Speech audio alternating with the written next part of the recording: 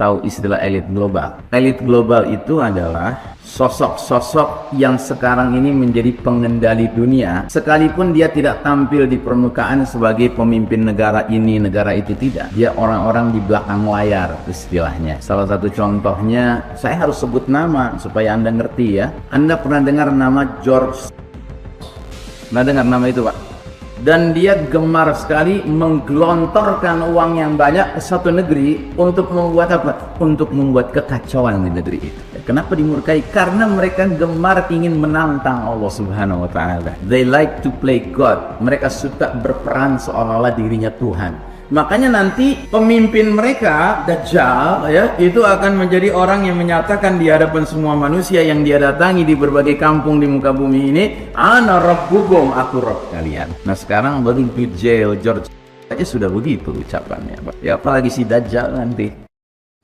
Dan Alhamdulillah 15 abad yang lalu Nabi kita Muhammad sallallahu alaihi wasallam telah menyampaikan pesan-pesan berkenaan dengan kondisi umat ini yang pada masa-masa selanjutnya setelah generasi pertama para sahabat radhiyallahu anhum ajmain berlalu akan mengalami situasi yang berubah-ubah. Dan berdasarkan hadis-hadis tersebut yang biasa disebut hadis mengenai alamatus sa'ah, tanda-tanda sudah dekatnya hari kiamat atau tanda-tanda akhir zaman, kita temukan ada hadis-hadis yang ternyata sangat cocok dengan kondisi yang sedang kita hadapi sekarang ini. Dan berdasarkan kajian kami terhadap hadis-hadis tersebut, kami setidak-tidaknya mendapati ada 8 kondisi yang sedang dihadapi umat Islam yang bersama kita sekarang ini, Pak, di zaman kita sekarang ini. Dan ke-8 poin itu tertera di sini, namun mustahil saya bicarakan semuanya malam ini, Pak. Ya nanti saya akan pilihkan salah satu dari 8 poin ini, tapi setidak-tidaknya secara cepat saja kita akan coba melihat satu persatu ke-8 kondisi yang sedang kita alami sekarang ini. Yang pertama, kita ini sekarang berada di babak paling kelam dalam sejarah umat Islam. Nabi menyebut babak ini sebagai babak kepemimpinan para mulkan jabriyah. Mulkan jabriyah artinya para penguasa yang memaksakan kehendak mereka, mengabaikan kehendak Allah dan Rasulnya, ya. Dan hadisnya menerangkan bahwa ada 5 babak keseluruhan perjalanan sejarah umat Islam. Dan qadarullah kita yang hidup sekarang ini sudah berada di babak keempat, Pak, dari 5 babak perjalanan umat ini. Dan babak keempat disebut oleh Nabi sebagai babak mulkan jabriyan tadi, Pak. Babak hadirnya para penguasa-penguasa yang gemar memaksakan kehendak mereka, mengabaikan kehendak Allah dan Rasulnya. Karenanya kalau Bapak dan Ibu merasakan zaman kita sekarang ini begitu kacaunya, ya karena mereka yang memegang posisi otoritas kepemimpinan tidak mau memimpin dengan berdasarkan ma qala Allah Ta'ala wa ma qala Rasulullah sallallahu alaihi wasallam. Petunjuk Allah dan petunjuk Rasul diabaikan. Mereka lebih senang mengikuti petunjuk oligarki misalnya, contoh saja ya Pak ya. Yang kedua, ini adalah era di mana kaum muslimin mengekor kepada kaum dan atau biasa disebut the Western Civilization, peradaban Barat, Pak. Jadi sejak tahun 1924 Masehi, 99 tahun yang lalu, dan itu terjadi tepat sekali pada tanggal ini, Pak. Sekarang tanggal berapa? 3 Maret ya. Jadi 3 Maret 1924 Allah takdirkan kepemimpinan umat Islam yang sudah berlangsung 1342 tahun harus berakhir, Pak. Berakhir. Jadi jangan lupa sejarah kita, Pak. Kita ini umat yang pernah diberikan izin oleh Allah memimpin seluruh umat manusia lainnya selama bukan sekedar setahun, 2 tahun, 10 tahun, 20 tahun, 100 tahun, 200 tahun. Tidak, Pak. 1342 tahun umat ini telah memimpin umat manusia. Tapi Allah Ta'ala punya rencana. Dan rencana itu berjalan karena Allah yang menghendakinya. Maka pada tahun 1342 Hijriah, 1924 Masehi, Allah memutuskan umat ini selesai masa kepemimpinannya, sekarang giliran yang lain. Siapa yang lain itu? Barat, Eropa, Amerika. Yang tiada lain adalah the Judeo-Christian Society, masyarakat. Nah, ya. Dan kita tidak perlu menyesal, tidak perlu bersedih hati, apalagi sampai menyalahkan Allah Ta'ala. Nauzubillah min dzalik. Tidak, karena Allah sudah beritahu sama kita perkara seperti ini akan terjadi. Di mana Allah beritahu? Silahkan dicatat ayatnya, Ali Imran 140. Allah berfirman, wa tilkal ayyamu nudawiluha bainan nas. Demikianlah hari demi hari, masa kemenangan dan kekalahan, kejayaan dan keruntuhan kami pergilirkan di antara umat manusia sehingga mereka bisa mengambil pelajaran. Ya. Jadi kalau kita sekarang sedang kalah, Pak, itu kehendak Allah. Itu skenario Allah. Ya. Dan kita harus sadar dan yakin. Alhamdulillah, tadi sudah saya sebutkan hadisnya membicarakan 5 babak perjalanan umat Islam. Sedangkan sekarang babak keberapa? Keberapa tadi saya sebut? Keempat. Masih ada 1 babak yang akan kita jelang, Pak. Dan babak kelima itu kata Nabi disebut dengan babak apa? Disebut dengan babak thumma takunu khilafatan 'ala minhajin nubuwah. Kemudian akan tegak kembali kekhalifahan yang mengikuti cara-cara kepemimpinan Nabi Muhammad sallallahu alaihi wasallam. Ini janji dari Nabi kita. Bahwa janji itu belum menjadi kenyataan hari ini, that's a different story. Itu cerita lain. Tapi janji ini sudah keluar dari mulut manusia yang tidak pernah berdusta. Yang Allah abadikan dalam Al-Quran, ma yantiqu 'anil hawa in huwa illa wahyun yuha. Apapun yang diucapkan Nabi kita bukan produk hawa nafsunya. Semua yang beliau sampaikan semata-mata bimbingan dari Allah Subhanahu wa Ta'ala. Ya, jadi Bapak dan Ibu tidak perlu berkecil hati. Kalau kita melihat hari ini umat Islam sedang terpuruk, sedang dalam kondisi kalah, memang jadwalnya demikian, Pak. Ya, yang penting bagi kita bukan menang atau kalahnya. Sekali lagi saya ingatkan tadi, pasangan suami istri bukan sedang bahagia atau sedihnya yang penting, tetapi senantiasa diiringi oleh keberkahan Allah, itulah yang penting. Nah, kita akan diberkahi Allah Ta'ala sekalipun sedang kalah saat ini, Pak. Jika apa? Jika kita berorientasi untuk as-sabr wal istiqamah, sabar dan istiqamah, berpegang teguh kepada tali agama Allah Ta'ala, jami'an, bersama-sama.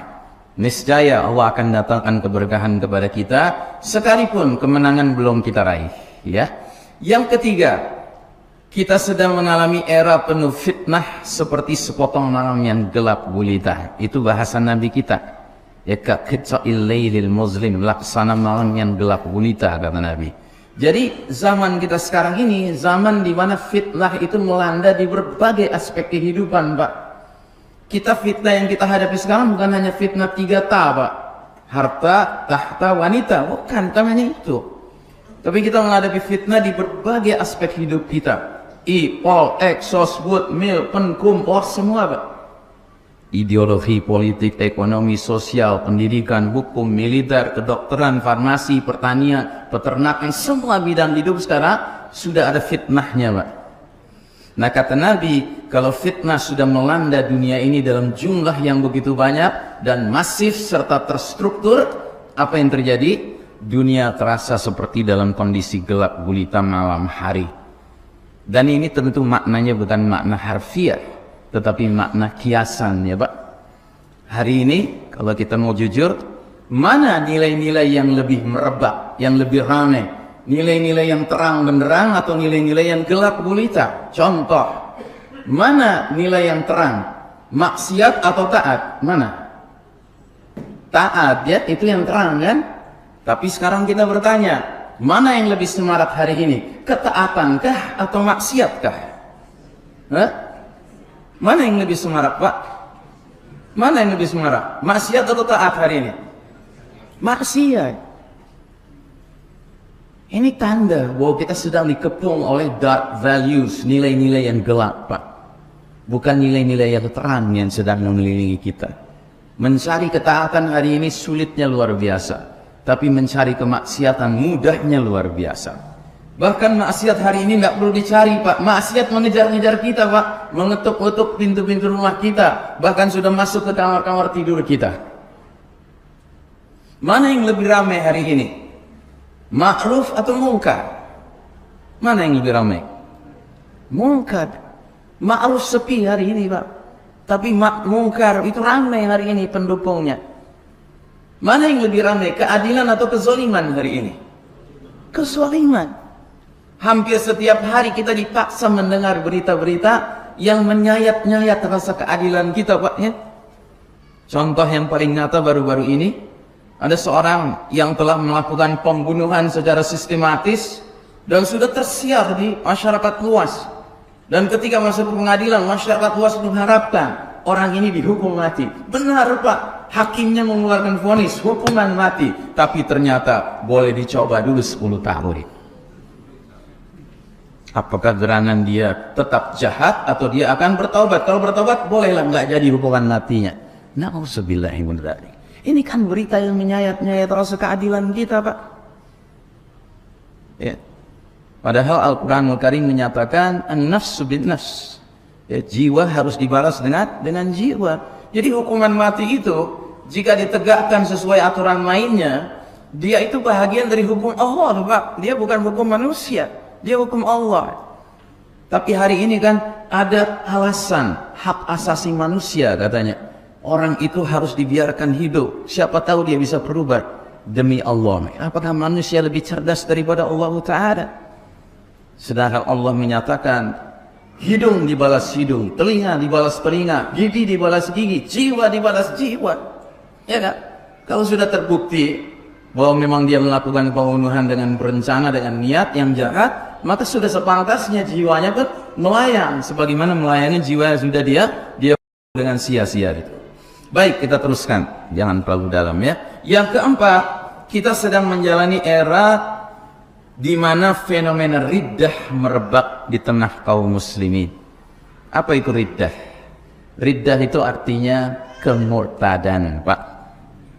Dan kemurtadan yang dimaksud di sini bukanlah kemurtadan yang jelas tampak, tetapi kemurtadan yang bahkan tidak disadari oleh pelakunya.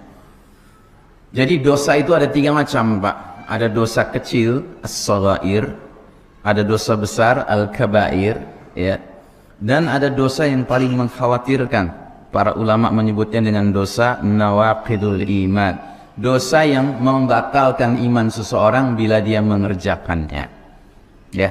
Nah, musuh-musuh Allah hari ini, al-Yahud wan Nasara, mereka sangat pandai merancang program-program, menyebarluaskan faham-faham yang bila seorang muslim menelan program itu, mengikuti program itu, menelan faham itu, maka dia akan menampilkan ucapan-ucapan dan perilaku-perilaku yang di mata Allah Ta'ala bukan dosa kecil, bukan dosa besar, tapi dosa yang membatalkan imannya, yang berarti dia murtad, Pak.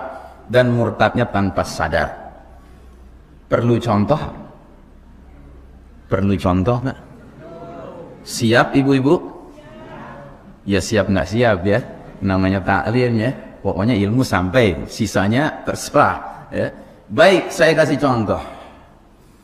Bapak dan Ibu pernah dengar ada faham hari ini namanya faham pluralisme. Pernah dengar?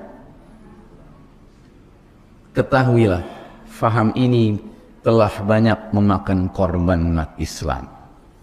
Sebab ciri orang yang mengaku muslim sudah termakan oleh faham ini, biasanya dia nanti dengan mudahnya, dengan ringannya mengucapkan kata-kata seperti misalnya semua agama sama, semua agama baik, semua agama benar. Ketahuilah Bapak dan Ibu, kalimat sederhana seperti ini cukup membuat pengucapnya di mata Allah Ta'ala terkena dosa nawaqidul iman, batal imannya, Pak. Dan jika sampai akhir hayat dia tidak kunjung bertaubat dari dosa yang satu ini, Pak, maka semua amal perbuatan dia tidak ada nilainya di sisi Allah Ta'ala. Mau itu sholatnya kah, puasanya kah, sedekahnya kah, birrul walidainnya kah, pergi umrohnya kah, tidak ada nilainya. Kenapa? Karena iman sudah delete, sudah terhapus. Padahal dalam Al-Quran setiap Allah berbicara tentang amal saleh mesti diawali dengan iman. Alladzina amanu wa amilus salihat. Akid itu Pak, ya. Baik, itu contoh saja. Yang kelima, kita berada di era di mana kaum muslimin dijadikan santapan yang diperebutkan oleh bangsa-bangsa lainnya. Ya, hari ini negeri-negeri Islam dijadikan barang rebutan oleh bangsa-bangsa lain selain kaum muslimin, sehingga kekayaan alam negeri kaum muslimin bukan dinikmati oleh kaum muslimin, tapi oleh mereka yang di luar sana, ya, di luar, baik dalam pengertian di luar negeri Islam maupun di luar kalangan kaum muslimin. Dan itu bukan hanya sumber daya alamnya yang diperebutkan Pak, tetapi juga sumber daya manusianya diperebutkan. Karenanya hari ini muncullah berbagai jenis kelompok muslim. Ada muslim moderat, ada muslim fundamentalis, ada muslim komunis, ada muslim kapitalis, ada muslim sekularis, ada muslim, ya kan? Muslim macam-macam hari ini Pak. Termasuk ada muslim Nusantara, ya. Ini tidak ada arahannya dari Allah dan Rasulnya. Ya. Tapi kenapa menjadi demikian hari ini? Karena bangsa-bangsa lain sengaja mendatangkan juru dakwah mereka ke negeri-negeri kita kaum muslimin ini, lalu kemudian direbutlah sumber daya manusia kita sehingga tercabik-cabik, ya, terkotak-kotak, ya, sehingga kita sulit mengalami wahdatus shaf, penyatuan barisan. Baik. Kemudian yang berikutnya, yang keenam, ini adalah era di mana musuh-musuh kaum beriman sudah tidak punya rasa takut akan kaum muslimin. Ya, silahkan kita lihat di berbagai penjuru dunia hari ini, penganiayaan, kezaliman yang dilakukan mereka-mereka di negeri kaum muslimin dilakukan tanpa pelakunya merasa bersalah sama sekali, merasa perlu menahan diri sama sekali.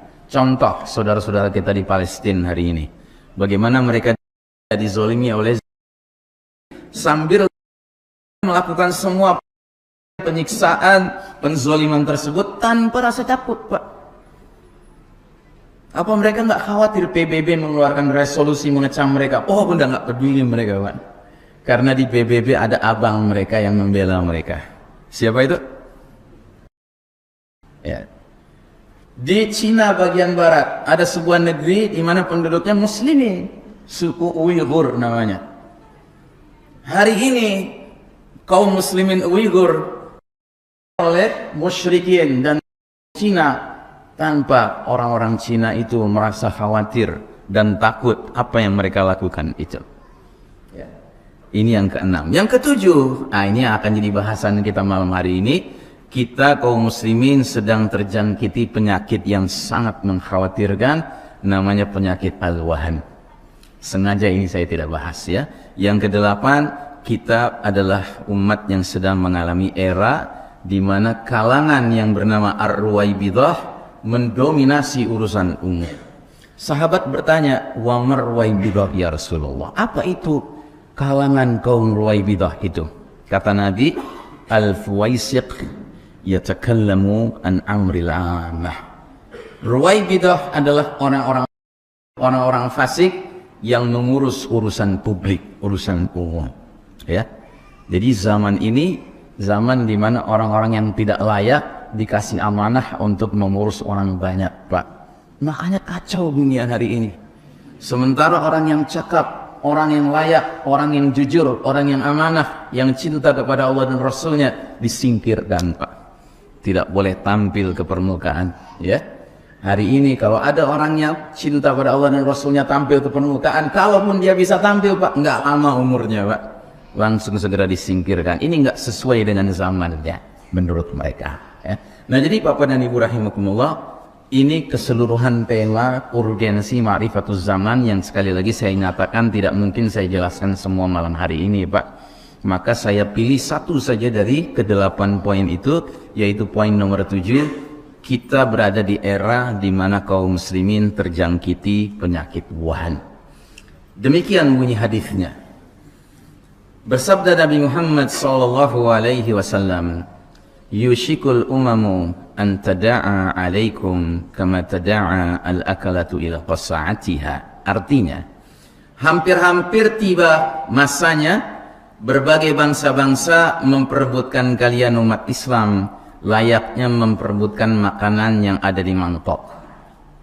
Jadi bangsa-bangsa lain memperebutkan umat Islam yang diumpamakan seperti makanan yang ada di mangkok, ya. Kalau ada sekumpulan orang memperebutkan makanan, kira-kira makanannya banyak atau sedikit? Sedikit kan? Yang memperebutkan ramai kan? Begitu, makanya mereka berebut, ya kan? Sehingga sahabat bertanya, apa pertanyaannya? Wa min qillatin nahnu yawma iz? Apakah karena kami umat Islam sewaktu itu berjumlah sedikit? Ya, jadi bayangan dia langsung direbut, berarti yang merebut banyak, yang direbutkan makanannya sedikit, ya kan? Sehingga dia bertanya, apa karena kita umat Islam sedikit jumlahnya ketika itu ya Rasulullah? Apa jawab Nabi? Di luar dugaan. Nabi bersabda, bal antum yawma idzin katsir walakinnakum ghutsa'un ka ghutsa'is sayl.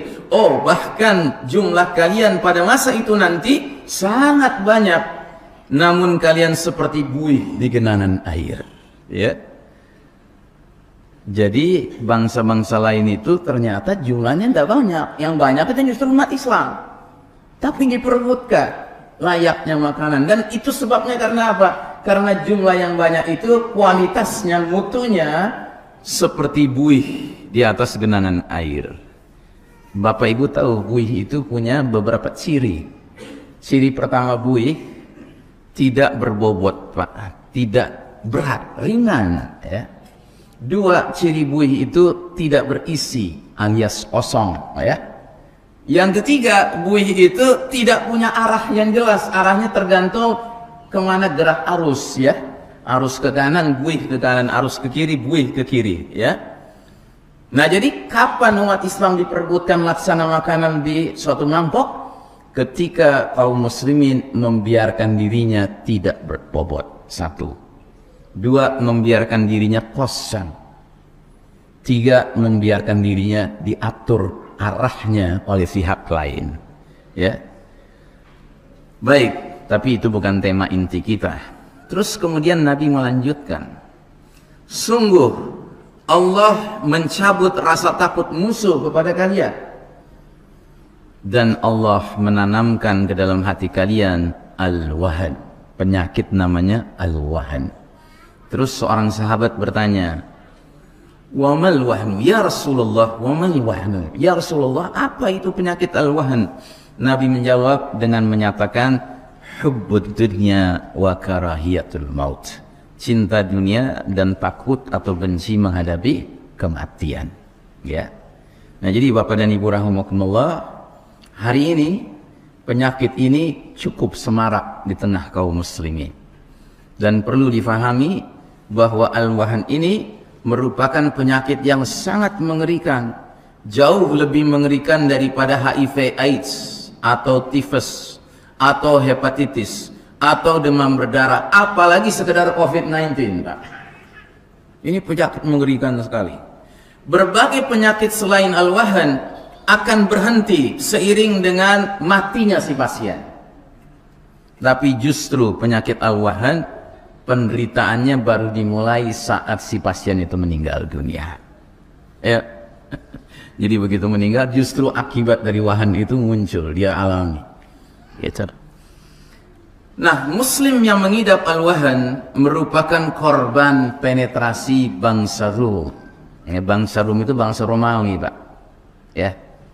Dan hari ini mereka yang disebut the Western Civilization, peradaban Barat, al-Yahud dan Nasara itu merupakan bangsa Romawi modern, Pak.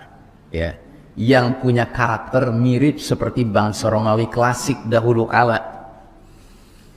Jadi mereka bangsa Rum ini hari ini melalui proyek yang bernama Al-Ghazwul Fikri, perang pemikiran, mereka berhasil mempengaruhi sebagian umat Islam agar menjadi kaum materialis, sekularis, pencinta dunia, dan abai atau lalai terhadap kehidupan akhirat.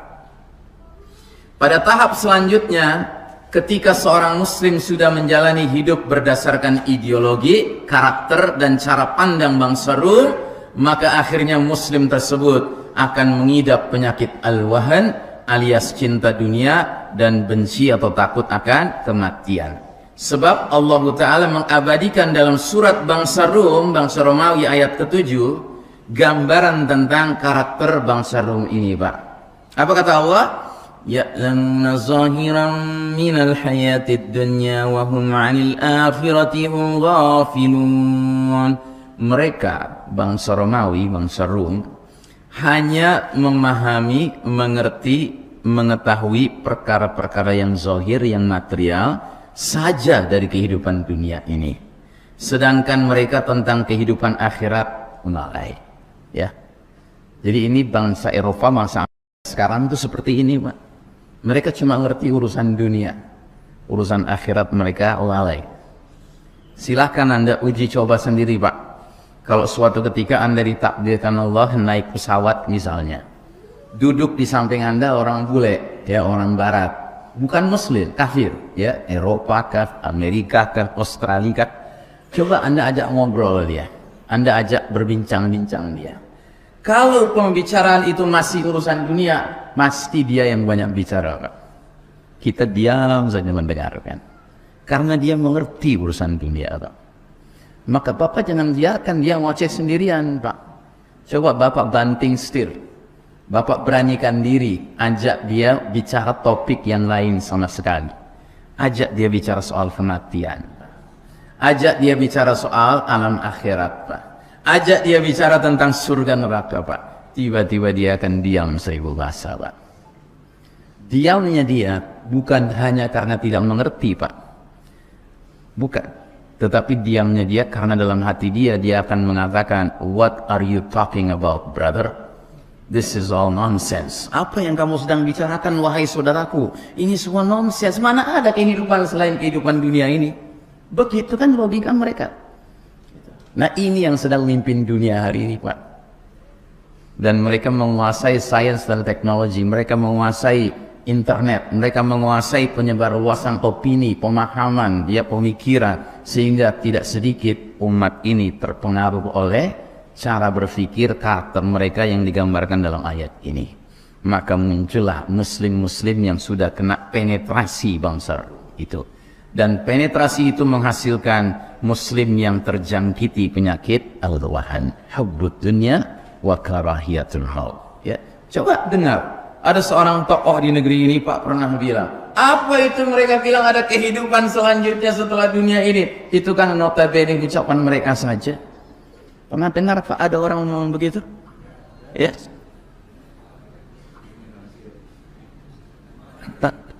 Kita nggak usah sebut namanya, kasihan kupingnya nanti merah sebelah. Ya. Jadi Bapak dan Ibu rahimakumullah, akhirnya si muslim yang sudah menjadi duplikat, menjadi kopi bangsa Rum akan menimbang segala sesuatu berdasarkan ukuran dunia semata, Pak. Bahkan dia rela menggadaikan iman dan agamanya, dinnya, demi meraih kesuksesan duniawi, sekalipun mengancam kemaslahatan ukhrawinya. Dia nggak peduli kemaslahatan ukhrawinya, yang penting keselamatan dunianya, kesuksesan dunianya terjamin. Begitu. Nah, adakah kita punya semangat seperti itu juga? Ya, tentu tidak. Karena bagi kita dunia ini tempat numpang lewat, Pak. Ya. Anda pernah dengar ada orang namanya Arnold Schwarzenegger? Pernah dengar? Pernah ada? Siapa dia? Bintang film, ya, bintang film Hollywood. Arnold Schwarzenegger ini seorang bintang film yang sukses, Pak. Hampir semua filmnya box office. Ya, apa itu yang terkenal? The Terminator, ya. Ada Terminator 1, Terminator 2, Terminator 3, ya. Nah, beliau ini kaya raya, Pak. Kaya raya. Dan bahkan beliau ini pernah sempat sukses di bidang politik. Menjadi apa? Menjadi gubernur. Di mana? Di negara bagian Amerika Serikat yang kategorinya negara bagian yang paling basah, Pak. Karena di situ ada Hollywoodnya, ada bintang-bintang filmnya, ada selebritisnya, yaitu California. Nah, suatu hari Arnold Schwarzenegger diwawancarai dalam sebuah acara podcast. Maka si pewawancara bertanya kepada Arnold, "Wahai Tuan Arnold, apakah Anda takut dengan kematian?" Ya, jadi dia bertanyanya begini kalau dalam bahasa aslinya. "Mr. Arnold, are you afraid of death?" Apakah kamu takut dengan kematian? Apa jawaban dia? "No, I'm not afraid of death." Oh tidak, saya nggak takut dengan kematian. "But when I think of death, it pisses me off." Katanya. Tapi kalau saya sudah mengingat soal kematian, saya sebelnya luar biasa, kata dia. Terus ditanya, "Wah, kenapa Anda sebel? Kenapa Anda nggak suka?" Kata dia, "Karena saya ini orang sukses. Saya ini orang kaya, saya sudah berhasil, saya punya rumah banyak, saya punya mansion, saya punya private jet, ya, jet pribadi, saya punya kapal pesiar pribadi, bahkan saya sudah jadi gubernur California." Dia bilang, "Masa ujung akhir hidup saya masuk kotak di tanah ukuran 2 kali 1 meter?" Jadi dia sangka masuk ke liang lahat itu akhir dari urusan hidup ini, Pak. Sesudah itu nggak ada apa-apa lagi, Pak. Ya. Jadi benarlah firman Allah, wa hum 'anil akhirati hum ghafilun. Sedangkan mereka tentang kehidupan akhirat lalai, Pak. Ya. Inilah bangsa yang sedang memimpin umat manusia hari ini, Pak. Mereka hanya tahu urusan dunia, mereka tidak tahu urusan akhirat. Karena kalau kita yang mengaku beriman kepada Allah dan hari akhir, beriman kepada ajaran al-Islam ini, lalu kita mengekor kepada mereka, sungguh celaka kita, ya, sungguh bodoh kita, ya. Nah, jadi saudaraku rahimakumullah, ya, tadi ini bahkan dia rela menggadaikan iman dan agamanya demi meraih kesuksesan dunia sekalipun mengancam kemaslahatan ukhrawinya. Maka Nabi bersabda, "Badiru bil a'mali fitanan ka qita'il lailil muslim." Bersegeralah kalian beramal sebelum datangnya badai fitnah, menjadikan dunia ini menjadi seperti malam yang gelap gulita. Dan kalau era itu sudah datang, fenomena apa yang muncul di tengah umat ini? Pagi hari seseorang masih dalam keadaan mukmin beriman, lalu jadi kafir di sore harinya. Atau sore hari seseorang masih dalam keadaan mukmin beriman, lalu jadi kafir pagi harinya. Jadi pagi beriman, sore kafir. Sore beriman, pagi kafir. Ingat, Nabi tidak mengatakan pagi berbuat baik, sore berbuat jahat. Perbandingan bukan antara baik dan jahat, Pak. Seorang muslim melakukan kejahatan, tidak boleh serta-merta kita tuduh dia sudah kafir, Pak. Tidak boleh.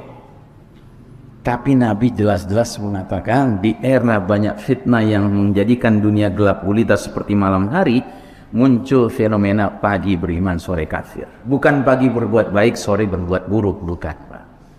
Ya, ini tadi yang saya katakan muncul fenomena riddah, Pak.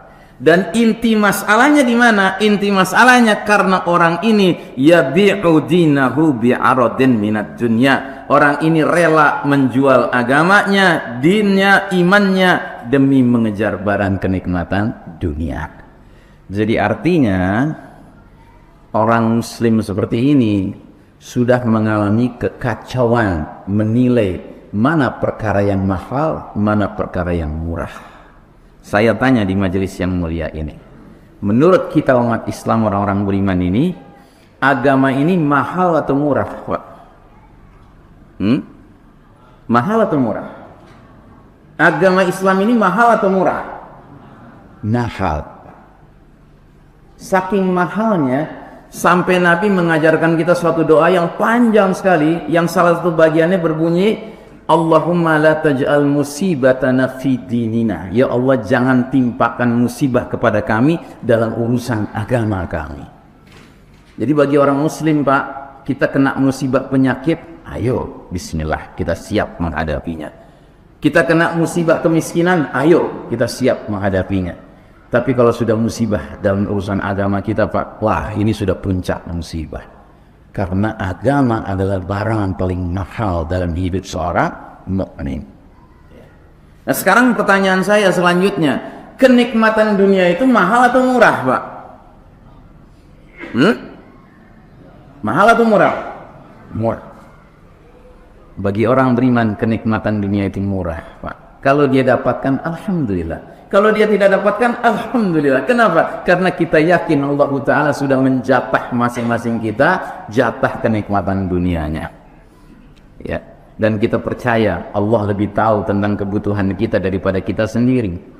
Ya, ada orang meminta dikasih 5 miliar sama Allah Ta'ala, nggak pernah dapat. Dia cuma dapat sekian ratus juta saja. Nggak pernah sampai 5 miliar. Kenapa? Karena Allah tahu orang ini kalau dikasih lebih dari 1 miliar, apalagi 5 miliar, dia akan lupa daratan, lautan, udara, dan kepolisian.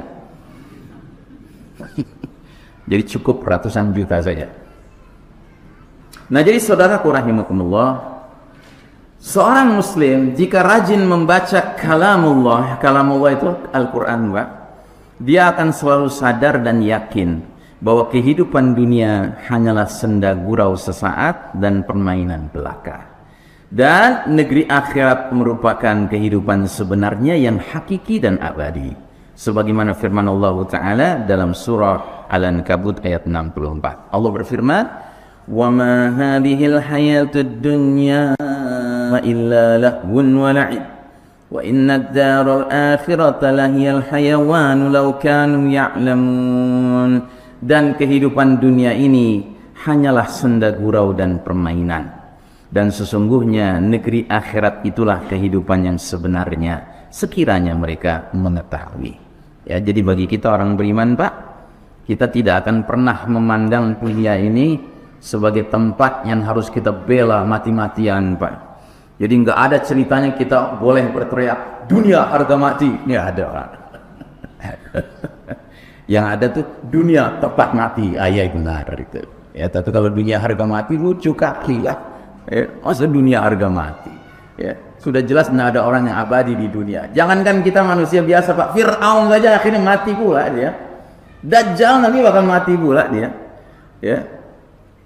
Nah, jadi saudaraku rahimakumullah, kita banyak sekali disajikan dalam sejarah Islam yang mulia ini, Pak, contoh-contoh sosok-sosok yang luar biasa di dalam memahami hakikat dunia dan akhirat, Pak. Salah satu contoh yang kami kutip pada kesempatan yang baik ini adalah seorang bernama Khalid ibn al-Walid radhiyallahu anhu. Khalid ibn al-Walid ketika memeluk Islam, Rasulullah SAW sangat berbahagia karena Khalid mempunyai skill, keterampilan, kemampuan berperang yang dapat diandalkan, digunakan untuk membela Islam dan meninggikan kalimatullah dalam al-jihadu fi sabilillah. Ya, karenanya Nabi memberi gelar Khalid bin Walid. Apa gelarnya? Saifullah al-Maslul. Ya, Saifullah al-Maslul. Saifullah itu artinya apa? Pedang Allah. Al-Maslul artinya apa?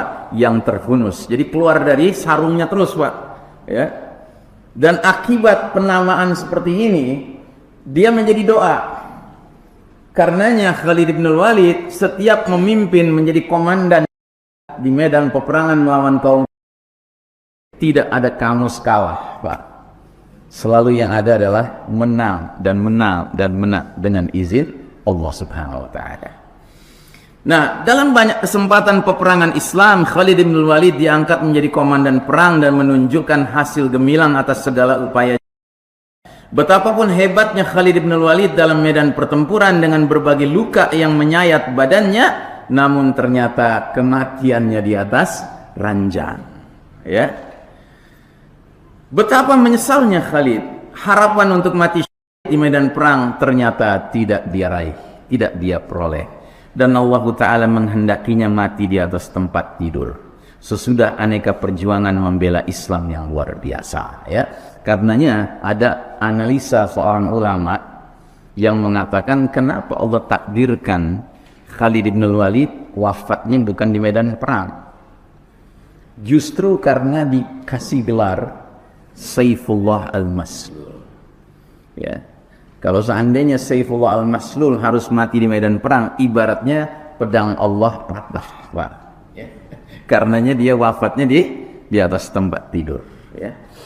Nah, kalimat Khalid bin Walid yang legendaris dan menggentarkan pihak musuh, suatu ketika pasukan Romawi yang jumlah personilnya berlipat kali jumlah pasukan Islam Maka pasukan Romawi yang jumlahnya begitu banyak ketika mendengar seruan Khalid di bawah ini, kalimat di bawah ini, maka panglima Romawi yang menjadi jatuh mental sehingga menyebabkan kekalahan Romawi. Kalimat apa itu? Jadi Khalid bin Walid sebelum perang lawan Romawi yang waktu itu jumlahnya berlipat kali dari jumlah pasukan Islam, dia membakar semangat mujahidin para sahabat sedemikian rupa sehingga mereka berangkat dengan semangat yang digambarkan dengan ucapan Khalid bin Walid ini. Kata Khalid bin Walid, "Ji'tu bi unasin yuhibbunal mauta kama tuhibbunal hayat." Aku datang dengan sekelompok manusia yang mencintai kematian sebagaimana kalian wahai bangsa Romawi mencintai kehidupan. Ucapan ini terdengar oleh seorang serdadu Romawi, Pak. Sehingga serdadu Romawi ini langsung lari menuju tenda komandannya dan melapor kepada komandan tertingginya.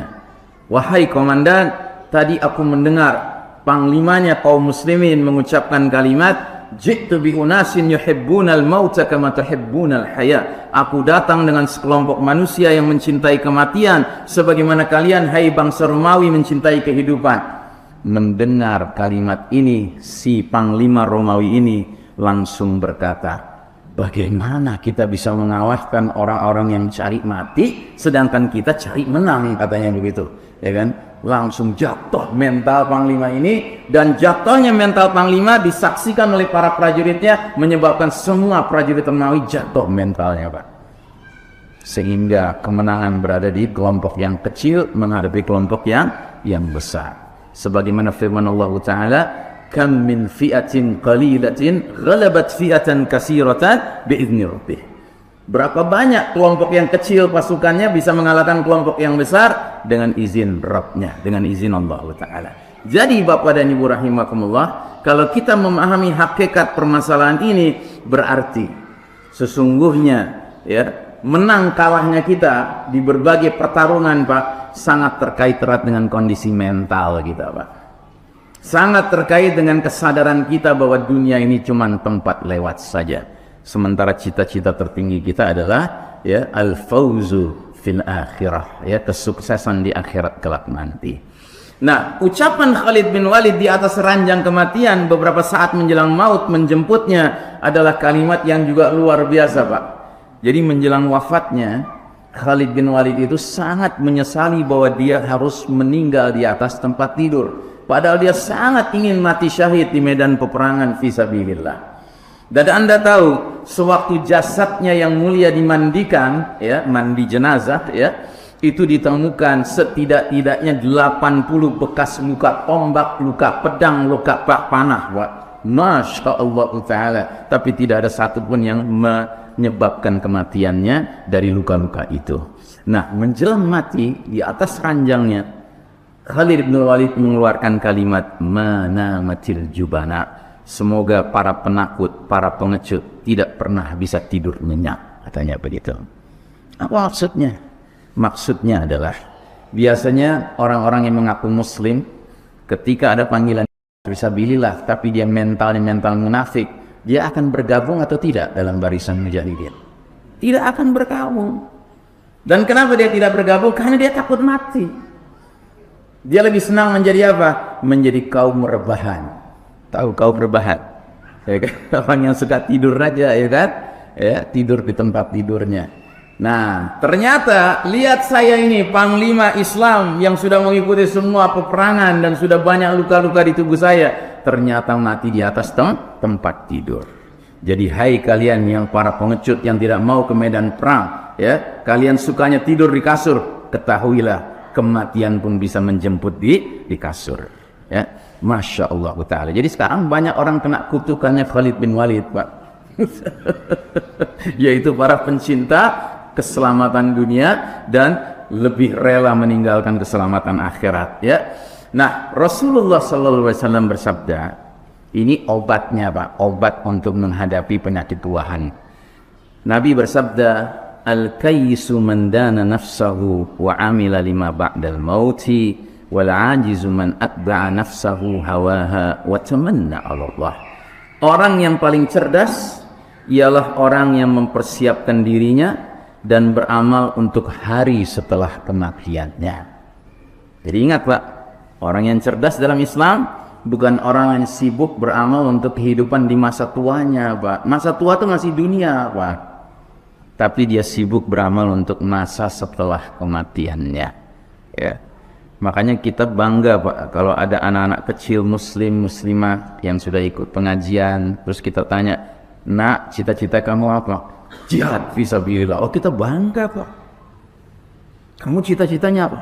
"Husnul Khatimah." Oh, Masya Allah, itulah cita-cita yang sebenarnya. Tapi kalau sekedar mau jadi apa? Menjadi dokter, mau jadi insinyur, itu biasa Pak. Jadi dokter, jadi insinyur, nggak ada jaminan masuk surga. Tapi kalau orang sudah bercita-cita mau husnul khatimah, mau di jalan Allah, itulah cita-cita ya yang sebaik-baiknya, ya. Nah, jadi Nabi mengatakan, sedangkan orang yang bodoh adalah orang yang jiwanya selalu mengikuti hawa nafsu sambil berangan-angan bahwa Allah nanti mudah memaafkan, mudah mengampuni bagi kita, ya. Jadi kita tidak boleh membiarkan hawa nafsu kita ini ya menjadi panglima kita. Tapi kita harus mengarahkan diri kita ini, jiwa kita ini untuk senantiasa beramal demi masa kehidupan ba'dal maut, setelah kematian, ya. Jika seorang muslim mengidap penyakit al-wahan, maka dengan mudah musuh-musuh Islam termasuk kaum elit global, Bapak Ibu tahu istilah elit global Pak? Tahu istilah elit global? Elit global itu adalah sosok-sosok yang sekarang ini menjadi pengendali dunia, sekalipun dia tidak tampil di permukaan sebagai pemimpin negara ini, negara itu, tidak. Dia orang-orang di belakang layar istilahnya, ya. Salah satu contohnya, saya harus sebut nama supaya Anda ngerti, ya. Anda pernah dengar nama George Soros? Pernah dengar nama itu Pak? Dia agamanya apa Pak? George itu kaya raya Pak, uangnya banyak sekali, dan dia gemar sekali menggelontorkan uang yang banyak ke satu negeri untuk membuat apa? Untuk membuat kekacauan di negeri itu. Nah, ini salah satu elit global Pak. Nah, George ini tulen Pak, tulen. Dia menulis buku tentang dirinya sendiri, istilahnya autobiografi Pak. Jadi biografi tapi bukan ditulis orang lain, dirinya sendiri yang menulis. Saya pernah jalan-jalan di Gramedia, lihat buku itu tebal segini Pak. Gambar depannya George. Nah, di mukaddimah buku itu, kata pengantar, kata George begini, itu buku bahasa Inggris. Dia bilang, "When I was a little boy, I did not believe in God." Sewaktu saya masih anak kecil, saya tidak percaya adanya Tuhan.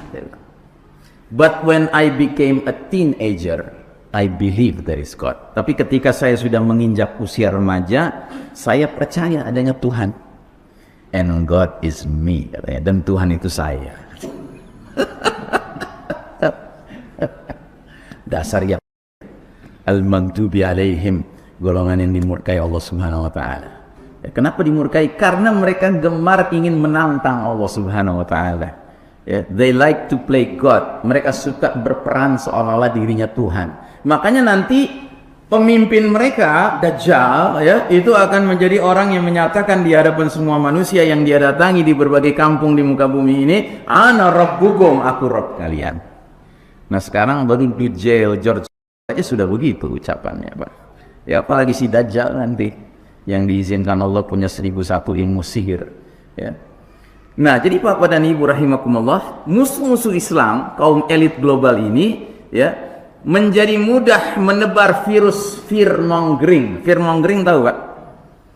Fear-mongering itu menakut-nakuti umat manusia dengan berbagai cara. Ya, baru-baru ini kita kena Pak program fear-mongering selama 2-3 tahun belakangan ini yang dikenal dengan program pandemi, ya. Kalau saya lebih senang yang disebutnya plandemi, bukan pandemi, plandemi. Dari kata plan, sudah direncanakan. Mereka yang sebar virus, mereka yang buat antivirusnya. Itu, ya. Dan ini pekerjaan elit global juga, lagi-lagi. Itu tahun 1980-an Pak. Uji cobanya kepada laptop Pak. Tahun 2020 uji cobanya kepada manusia. Nah, jadi Bapak dan Ibu rahimakumullah, akhirnya si muslim tadi tunduk dan patuh mengikuti berbagai arahan mereka yang sebenarnya tidak masuk akal. Termasuk arahan mereka yang sampai ke tingkat mencampuri tata cara beragama, beribadah kaum muslimin. Ya kan, kemarin kita kan sampai ke rumah ibadah kita, Pak, pengaruh dari fear-mongering itu, menakut-nakuti gitu. Sehingga kita seolah-olah merasa wajib kalau sholat tuh berjauh-jauhan satu sama lain. Karena takut menularkan virus, ya nggak Pak? Mudah-mudahan di Nur Iman kemarin nggak terjadi itu Pak. Hah? Terjadi, tapi kan sudah lewat ya. Alhamdulillah. Jadi sempat terjadi Pak. Berarti karpet sempat digulung. Hah? Oh, karpet tetap ada, tapi dikasih Anda. Mana Bapak Ketua DKN mana? Tapi sudah lewat ya Pak ya. Sekarang sudah rapat sholatnya. Alhamdulillah. Kenapa sudah rapat? Hah? Kenapa sudah rapat sekarang? Apa jawabannya? Salah. Jawabannya bukan pandemi sudah berakhir Pak. Kalau jawabannya karena pandemi sudah berakhir, nanti ada pandemi berjarak lagi sholatnya. Jawabannya benar apa? Karena alhamdulillah kami sudah taubat. Nah kalau jawaban sudah taubat, nanti diumumkan pandemi lagi nggak kena kita, ya kan? Faham Pak? Paham ya? Setuju Pak?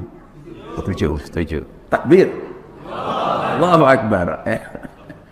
Jadi di zaman bulan-bulan itu Pak, itu di daerah Jabodetabek, Jakarta, Bogor, Tangerang, Depok ya, itu banyak Pak masjid-masjid yang gulung karpet Pak.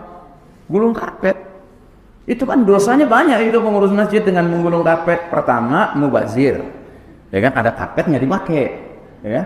Kedua, orang-orang yang sudah ikut menyumbang wakaf karpet itu pahala jariahnya berhenti, kan dosa itu Pak, ya.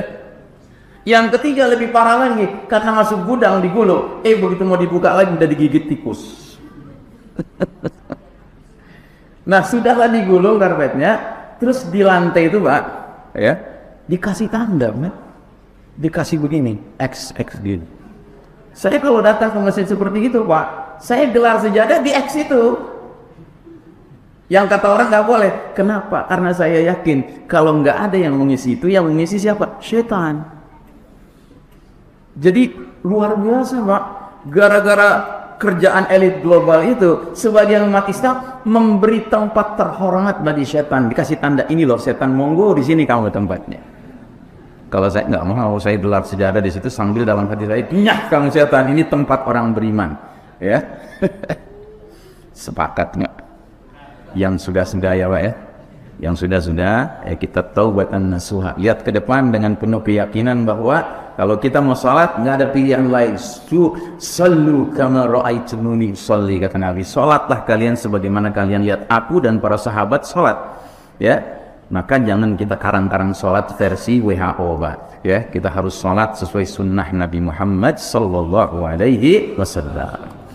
Nah, jadi karena dunia sekarang di tangan mereka bangsa Romawi ini, al-Yahud wan Nasara ini, kita harus mengunyah-ngunyah Pak ayat larangan Allah, mentaati mereka, mengikuti mereka. Allah berfirman di surat Al-Maidah 51, Ya ayyuhalladzina amanu la tattakhidul yahuda wan nasara awliya. Hai orang-orang beriman, janganlah kalian jadikan kaum dan menjadi aulia. Terjemahannya di sini pemimpin-pemimpinmu. Sebenarnya aulia itu maknanya bukan hanya pemimpin Pak, tapi aulia itu punya makna teman kepercayaan, sahabat karib, pemimpin, ya. Jadi Allah jelas-jelas melarang kita umat Islam menjadikan kaum sebagai teman kepercayaan, sebagai sahabat karib, apalagi sebagai pemimpin, ya. Kata Allah, ba'duhum awliya'u ba'd, sebahagian mereka pantasnya menjadi aulia bagi sebagian lainnya. Kalau sesama menjadi teman kepercayaan, sahabat karib, saling memimpin itu biasa. Allah yang mengatakan ini ya. Nah, yang paling mengerikan selanjutnya Allah berfirman, sampai-sampai saya bedakan warnanya, Pak, warna kuning. Wa may yatawallahum minkum fa innahu minhum. Barang siapa di antara kalian, hai orang-orang beriman, menjadikan mereka Yahudi menjadi aulia, teman kepercayaan, sahabat karib, pemimpin, maka sesungguhnya orang yang mengaku muslim itu masuk golongan mereka, dicoret sama Allah dari keanggotaan umat Islam. Berarti termasuk dosa nawaqidul iman, dosa pembatal iman, Pak. Ya, ini tidak boleh, Pak, kita menjadikan sebagai aulia, teman kepercayaan, sahabat karib, apalagi pemimpin. Begitu, ya. Nah, sebagai penutup, obat dari penyakit ruahan ini juga diterangkan oleh Nabi suatu ketika di hadapan istri-istri beliau. Nabi bersabda, "Man ahabba liqa'allahi ahabballahu liqa'ahu." Ya, ini yang meriwayatkan istri Nabi yang paling muda, yang paling cantik, yang paling cerdas, Aisyah radhiyallahu anha.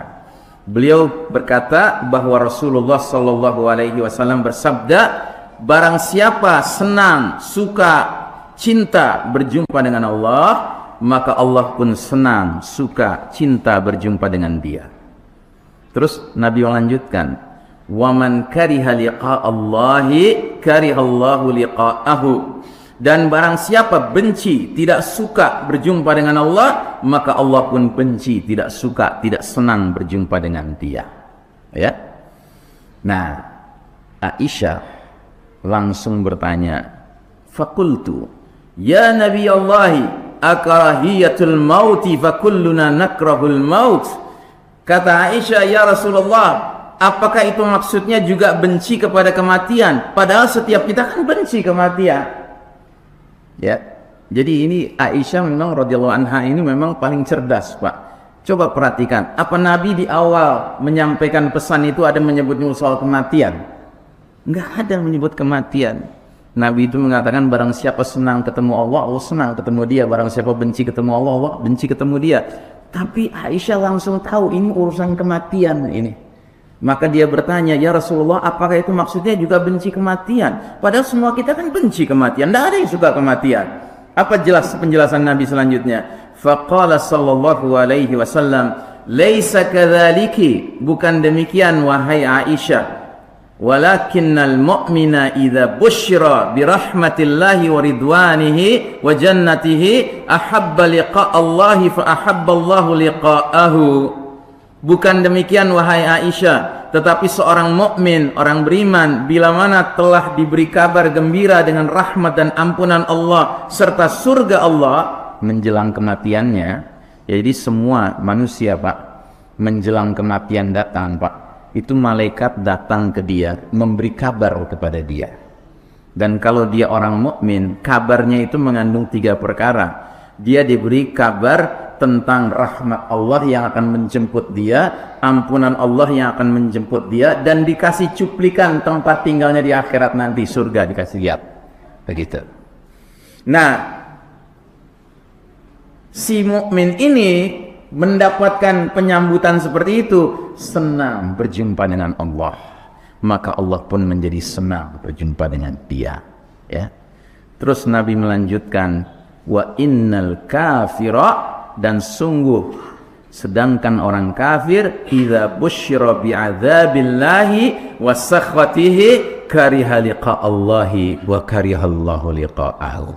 Sementara orang kafir, bila mana kematian menjemput dia, malaikat datang juga kepada dia, tetapi memberi kabar siksa dan murka Allah yang menanti dia di akhirat nanti, dan diperlihatkan cuplikan tempat tinggalnya di akhirat nanti, yaitu neraka yang menyala-nyala, dan ini membuat dia benci ketemu Allah, maka Allah pun benci ketemu dengan dia.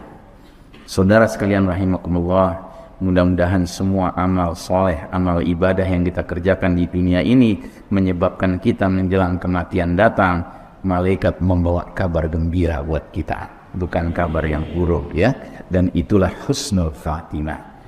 Ayatnya silahkan dicatat, surat Fussilat ayat 30. Ya, Allah berfirman, Innal ladzina qalu rabbuna Allah thumma istaqamu tatanazzalu alaihimul malaikatu alla takhafu wa la tahzanu wa abshiru bil jannati allati kuntum tu'adun. Sungguh orang-orang yang berkata, Rabb kami Allah, dan mereka istiqamah di muka bumi ini, maka menjelang akhir hayatnya malaikat datang menyampaikan pesan, la takhafu, jangan kamu takut, wala tahzanu, jangan kamu bersedih hati, dan bergembiralah kamu dengan surga yang dijanjikan untukmu. Ya, nah ini yang menjadi cita-cita kita semua, Pak. Ya, kalau kita istiqomah dengan sikap Rabbunallah, tidak Rabbuna Dajjal, nauzubillahi min dzalik, atau Rabbuna elit global, ya kan, atau Rabbuna barat, ya, maka insya Allah kita akan disambut dengan kebahagiaan di akhir hayat kita. Ya, Allahumma inna nas'aluka husnal khatimah wa na'udzubika min su'il khatimah. Amin ya rabbal alamin. Baik, saudara sekalian rahimakumullah, kita cukupkan untuk malam hari ini apa yang kami sampaikan. Mudah-mudahan apa yang kami sampaikan tidak membuat bapak dan ibu makan tidak kenyang, tidur tidak nyenyak, ya, tapi makin bergairah menjalankan agama Allah Ta'ala ini. Dan sebelum saya tutup, saya mengajak bapak dan ibu, mari kita dalami agama kita ini, khususnya dalam bab ilmu tentang akhir zaman, dengan membaca buku yang saya sarankan. Ini saran saja, Pak. Ya, pertama ada buku yang sangat saya anjurkan bapak dan ibu baca, judulnya Ensiklopedia Akhir Zaman. Buku ini karya ulama bernama Dr. Muhammad Ahmad Al-Mubayyad. Beliau orang Palestina, Pak, dari Gaza. Ya, buku ini kenapa saya anjurkan dibaca? Karena buku ini buku yang paling lengkap menurut saya, yang berbicara tentang ilmu akhir zaman. Dia berbicara tentang alamatus sa'ah, tanda-tanda sudah dekatnya hari kiamat, baik itu alamatus sughra maupun alamatul kubra, tanda-tanda kecil maupun tanda-tanda besar. Selain itu ada buku juga bagus, Pak, judulnya Negeri-Negeri Akhir Zaman, karya seorang sahabat kita dari Solo, Abu Fatih Al-Adnani. Buku ini isinya hadis-hadis Nabi tentang peristiwa-peristiwa akhir zaman yang terjadi di negeri-negeri tertentu. Sudah disebut negeri-negerinya, Pak.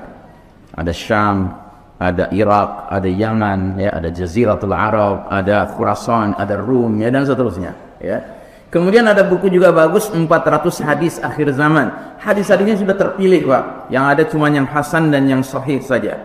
Lalu ada buku Misteri Dajjal akhir zaman, dan ada buku Kita Berada di Akhir Zaman. Buku-buku ini Bapak dan Ibu bisa dapatkan jika ingin dengan memesan lewat nomor yang tertera di sini. Ini bukan nomor saya, Pak, ini nomor anak saya yang mengurus pemesanan buku-buku ini. Ya, ini saran kami karena kita sekarang sangat membutuhkan muslim dan muslimat yang gemar mendalami ilmu, Pak. Dan salah satu ilmu dalam ajaran Islam yang sekarang ini kurang diperhatikan padahal penting adalah al-ilmu an akhir zaman, ilmu tentang akhir zaman. Demikian lebih kurangnya kami mohon maaf. Sekali lagi mudah-mudahan Allah berkahi majelis kita ini. Mudah-mudahan para malaikat turut hadir mendoakan ampunan dan rahmat Allah untuk kita yang menuntut dan mengajarkan ilmu semata mengejar ridha Allah Ta'ala. Dan saya akhiri dengan wassallallahu ala nabiyyina Muhammadin wa ala alihi wa sahbihi ajma'in walhamdulillahi rabbil alamin. Wassalamualaikum warahmatullahi wabarakatuh.